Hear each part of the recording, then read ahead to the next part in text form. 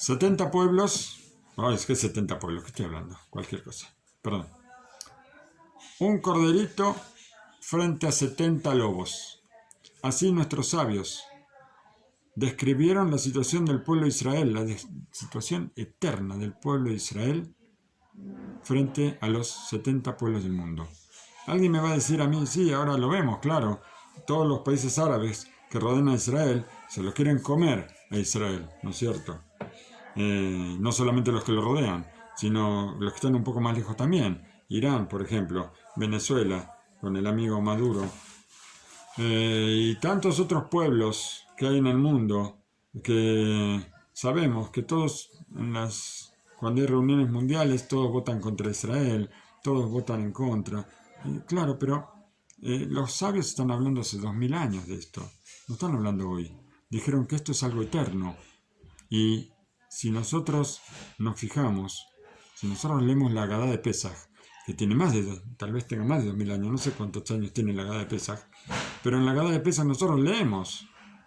¿Qué leemos? Shebehol dor vador omdim aleno lejalotenu. Que en todas las generaciones se paran sobre nosotros para exterminarnos. Beakadosh Baruj Hu matzilenu biyadav. Y Akadosh Baruj Hu nos salve de las manos de ellos. Y en verdad, todo esto muestra que hay un peligro,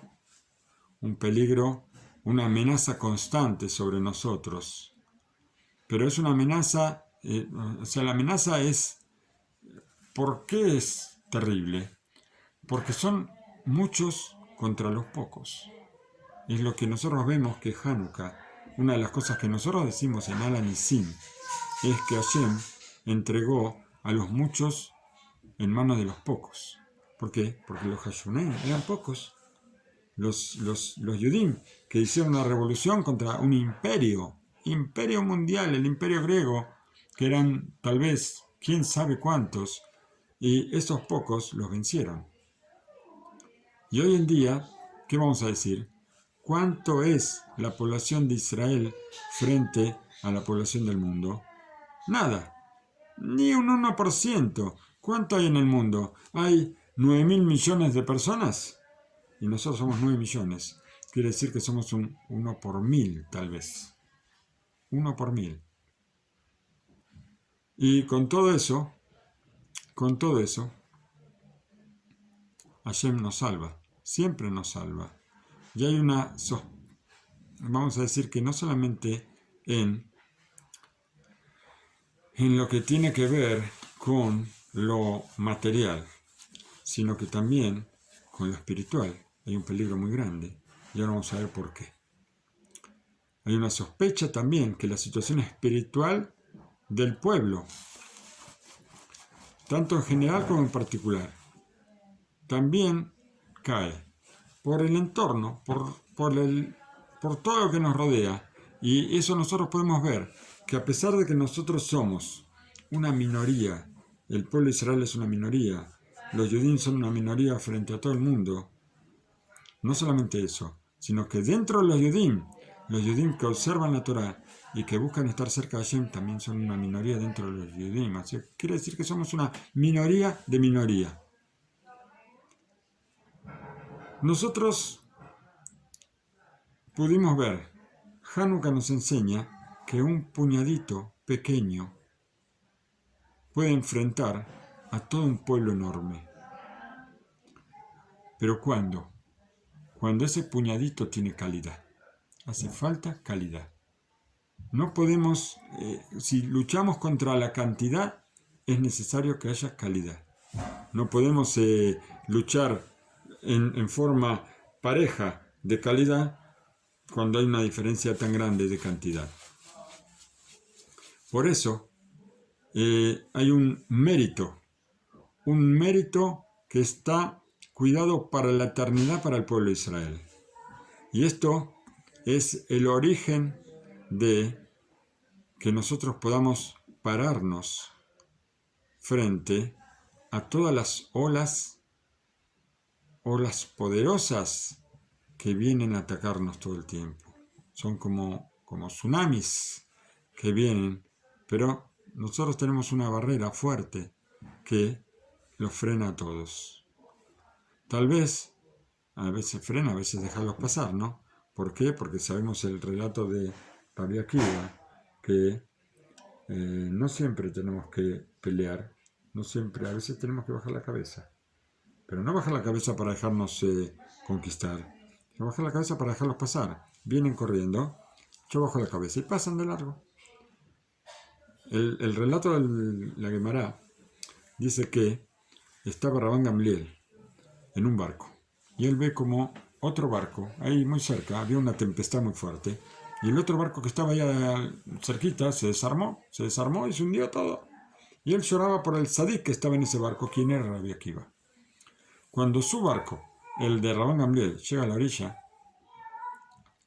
de pronto Rabban Gamliel baja del barco y lo ve a Rabbi Akiva estudiando Torah con sus alumnos. Y le dice, ¿Cómo estás aquí? Y Rabbi Akiva le dice, cada vez que venía una ola, bajo la cabeza y dejo pasar la ola. Pregunta a nuestros sabios, ¿la Gemara nos quiere enseñar a nadar? No, no nos quiere enseñar a nadar. Nos viene a enseñar muchas cosas. Primero que evitar todo tipo de discusiones con familia, con amigos, con toda la persona que nos relacionemos. Pero también a veces contra la persona que viene a atacarnos. Y a veces cuando alguien viene a atacarnos tenemos que defendernos. Pero hay veces que tenemos que bajar la cabeza. Y si bajamos la cabeza no para que nos pasen por arriba, sino para que pasen de largo. Bajamos la cabeza a la ola. Cuando viene la ola, ¿qué hago? Bajo la cabeza y la ola sigue de largo. Y ni siquiera me revuelve. Si yo enfrento a la ola me puede dar vuelta. Pero si yo bajo la cabeza, la ola pasa por encima. Y después levanto la cabeza y la ola pasó. Siguió de largo, se fue. No me molestó. Y listo, terminó. Muchas veces, cuando una persona viene a discutir con nosotros sobre temas de fe, de emuná, y viene con tonterías, a veces no hace falta discutir. Mejor bajar la cabeza, dejarlo con su creencia y que se vaya a pasear, que no discuta con nosotros. Bueno, vamos a seguir con esto que nos fuimos un poco del camino.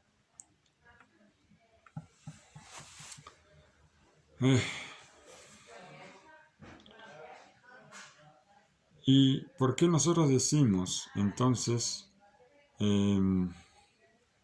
qué pasa con estas olas? ¿Qué pasa con estas olas que vienen a atacarnos? Nosotros tenemos que recordar que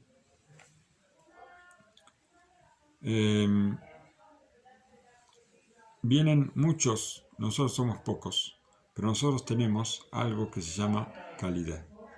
Y esto nos obliga a nosotros a fortalecernos. ¿Fortalecernos en qué?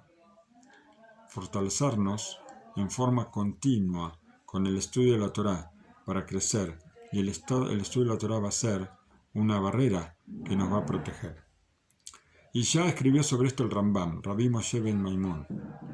Beres briato shelo Adam liyot nimshach bedeotav ubemaasav achare re'ov bejaverab. Re'ab bejaverab. Bien. ¿Cuál es la costumbre del mundo? Dice, ¿cuál es lo corriente en el mundo? Dice el Rambam. Derech briato. ¿Cuál es la corriente de los hombres? El seguir detrás de las ideas y de los hechos de sus compañeros. Be noeg keminag anshe medinato. Y a comportarse como la conducta de la gente de su país. Así trae el Rambam en las alajot de Ot. Me recuerdo de esto el Rav Dines hace muchos años, que decía, y si la gente se porta mal en el país, andate al desierto, chao. Así decía, así le dice el Rambam, por supuesto, a continuación. Pero no vamos a llegar a esto. Vamos a decir que un país, una ciudad, una vecindad, nos lleva con sus costumbres, nos arrastra con sus costumbres, nos hace comportarnos como ellos. Entonces, ¿qué vamos a decir? Las palabras de Rambam hoy en día adquieren una relevancia, son tan actuales. ¿Por qué? porque Anshe Medinato, la gente de tu país, es la mayoría y hace mucho ruido, y ellos tratan con todas sus fuerzas, con todos sus medios, de detenernos y mostrarnos que los caminos de ellos son los caminos correctos y que los nuestros no. Entonces quieren meternos su cultura, meternos sus costumbres y decir que ustedes están haciendo una cosa antigua, ¿para qué? ¿Qué necesidad tienen? En esta situación, nosotros tenemos la obligación santa de buscar caminos de cómo enraizar en cada uno de nosotros el reconocimiento de esta calidad elevada, esta calidad única que nosotros tenemos en nuestras manos y que nos las puede dar la Torá. Solamente la Torá. Esto por un lado. Por el otro lado, anular y poner en la tierra toda chispa de las, o sea, todo resto, todo polvito, toda cosita de los caminos extraños que llevan esta gente, y la mayoría de esta gente. Nosotros vemos que está dicho, y nosotros decimos, bueno, se los cuento después esto, el relato, pero tenemos que cuidarnos de no dejarnos arrastrarnos por una mayoría tan grande. Y a pesar de todo, de que las cosas parecen ser tan simples, nosotros a veces se nos olvidan. Este es el problema. Nosotros sabemos que toda esa gente que hace esto, lo hace todo mal. Nosotros sabemos que nuestro camino es otro, pero de repente nos olvidamos y vamos detrás de ellos. Ese es el problema. Porque nosotros vemos en nuestra vida, nos apegamos a la Torá con todas nuestras fuerzas, y la Torá es la calidad del mundo. Y ya está dicho sobre esto las palabras de nuestros sabios, que cuando ponemos, que cuando nosotros ponemos las palabras de la Agadá, que cuando nosotros estamos con preocupación porque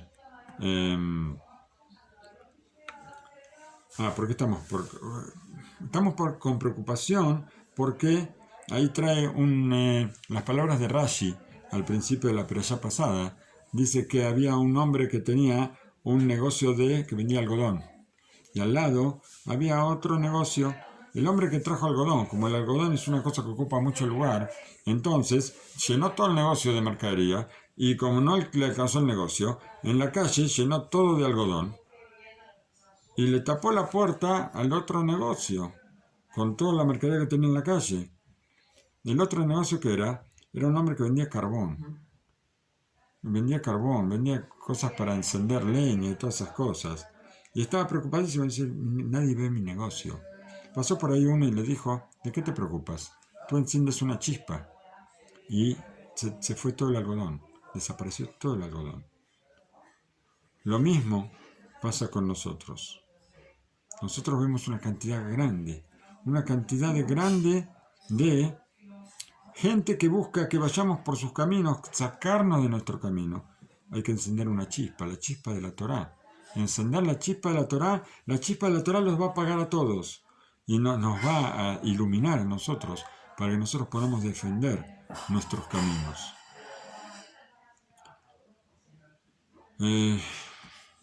Bien, lo que les quería contar, a ver, ¿de qué era? Era bajar por tierra todos los caminos de la mayoría. Nosotros tenemos una ley que dice que nosotros cuando tenemos que decidir una halajá, hacemos una pequeña pausa, les dije que había un compromiso, les dije que el compromiso era de Lea y que no todos conocían a Lea, pero acá está Lea, vamos por aquí, acá viene Lea a saludar con el novio Yosef. Aquí está Lea, la conocen a Lea, pueden saludar ahora.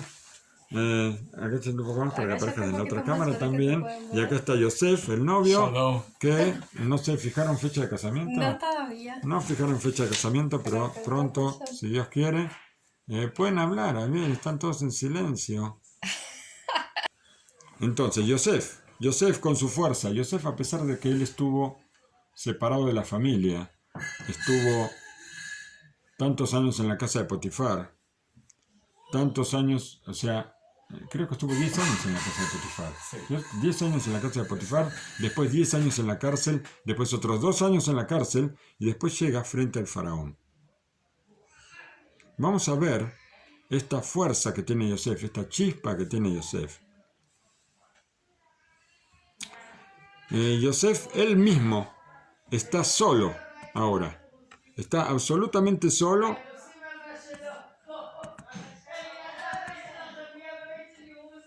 Y esto es calidad contra cantidad, pero en el extremo máximo, porque está él solo. No estamos hablando de un grupo de personas pequeño que tiene un nivel cultural alto frente a un grupo muy grande de personas, sino que estamos hablando de una persona sola.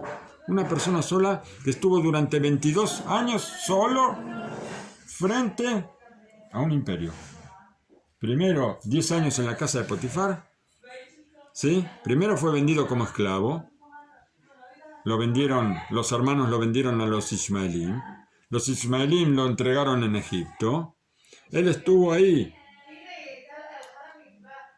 Después estuvo 12 años en la cárcel y otros 9 años donde él fue virrey de Egipto. Sí. En total fueron 31 años. 31 años. Sufrimiento. Y nosotros vemos que los hijos de Yosef, que nacieron en Egipto y se criaron en Egipto, en el reino del faraón, y eran Yudim 100%, 100%, con todos los preceptos, con todo completo. Cómo sabían hacer chiquitar los animales, todo. ¿Qué no sabían? Y no solamente eso, también eran fuertes como los hijos de Jacob, Menashe y Efraín. Bueno, ¿qué más pasó Yosef? ¿Qué más pasó con Yosef? Vamos a ver un poco de todas las pruebas que él tuvo que pasar en Egipto y mantenerse con su calidad, como decimos, sobre toda la cantidad. Fueron cosas terribles que ¿quién puede pensar? Si nosotros decimos que la costumbre del mundo ¿cuál es? Dejarse arrastrar por su país, por la gente, por su vecindad, por su ciudad, ¿qué vamos a decir de Yosef? Él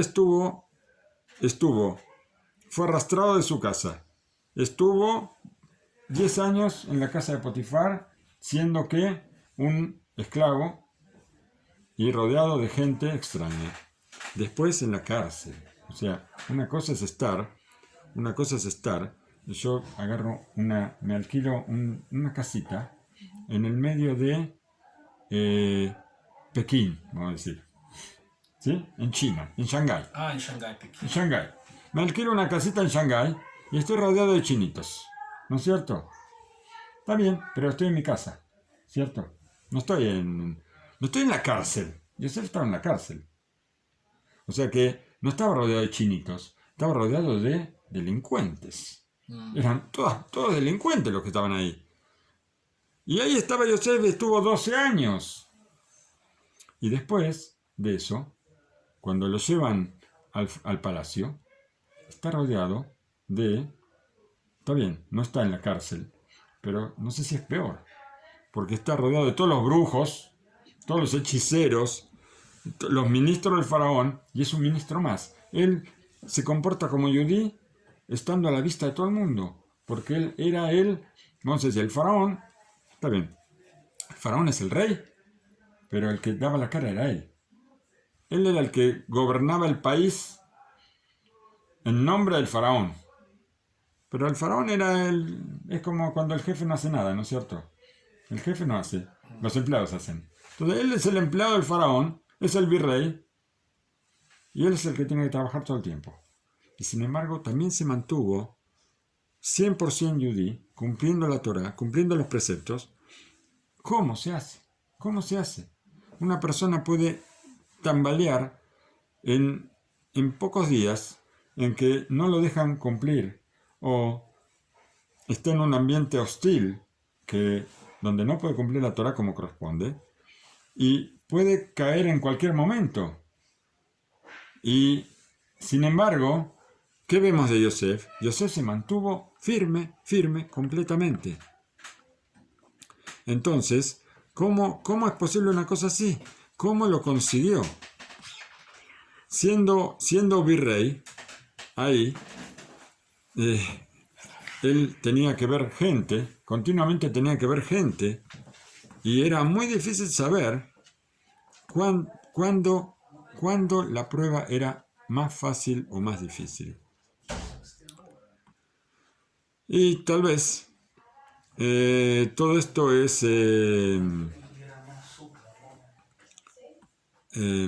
a ver,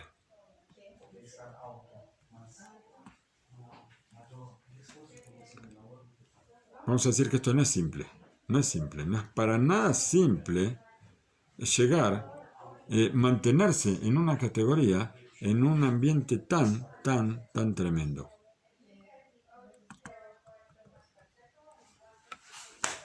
En muchos lugares nosotros encontramos que Yosef, él se mantiene con integridad a muchas pruebas que pasó sobre él y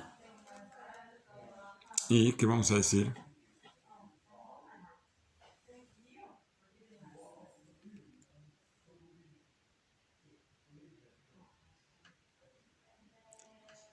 Las palabras del Midrash es ¿cuántos sufrimientos tuvo que pasar Yosef? Y todavía él se mantuvo en su rectitud. También lo que está escrito, de lo que está escrito nosotros podemos tratar de marcar o enfatizar hasta dónde cuidó su calidad y en especial en recordar y elevar el nombre de Hashem. Enseguida la Torá nos viene a contar, cuando Yosef estaba en Egipto, Mayar Adonav ki Hashem ito. Y vio su patrón que Hashem estaba con él. Y explica Rashi que el nombre de Hashem estaba corriente en su boca. Y también en la cárcel, también está escrito sobre Yosef, Alo Elohim Pitronim, que de Hashem son la solución, cuando él soluciona los sueños de los dos ministros. Todo esto hace llegar a Yosef a la cima. Yosef llega al punto máximo cuando se presenta frente al faraón. Y vamos a tratar nosotros de imaginar la sensación de Yosef en el momento que lo llaman a presentarse delante del faraón. Después de estar 12 años en la cárcel, después de estar 10 años también como esclavo, 22 años lejos de la casa de su padre, lejos de una yeshiva. Y en todos esos años que pasó, no fue solamente estar separado de la casa del padre, sino también pasando sufrimientos.